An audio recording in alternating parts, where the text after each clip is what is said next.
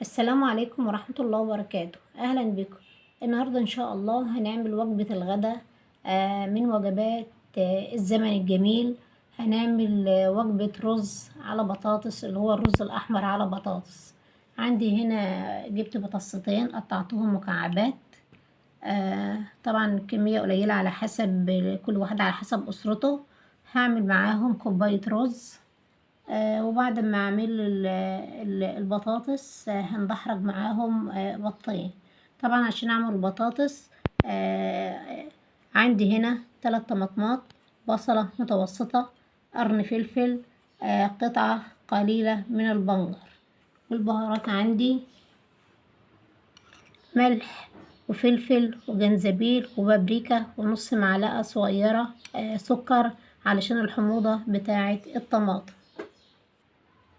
بجيب الخلاط وبحط البهارات بتاعتي كلها زي ما احنا متعودين. طريقة طبيخي ان انا بعمل كل حاجة في الخلاط ني في ني عشان ما استهلكش مادة دهنية كتير. واحط المكونات في الخلاط. انا هعمل كوباية رز فهحط في الخلاط كوباية مية، وطبعا البطاطس نية هتعوز تستوي فهحط لها نص او اقل من النص مية علشان الكمية اللي البطاطس هتستوي فيها.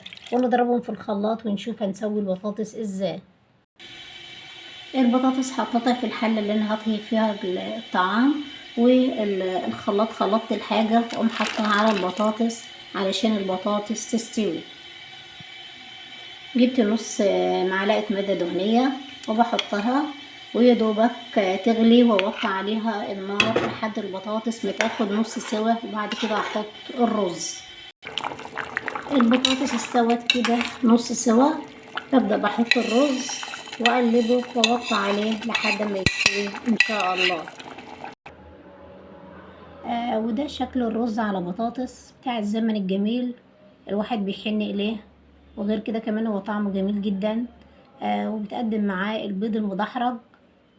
طبعا البيض بسلقه في ميه عاديه، بعد كده بحمره في ماده دهنيه وبرش عليه ملح وفلفل. وكده يتقدم الوجبه جميله جدا. واللي بيحب ياكل معاها، بيحب الاملاح، يتاكل معاها مخلل او سلطه او بتنجان محدق. وكده أكون انتهيت، والسلام عليكم ورحمة الله وبركاته، ونفتكر الزمن الجميل.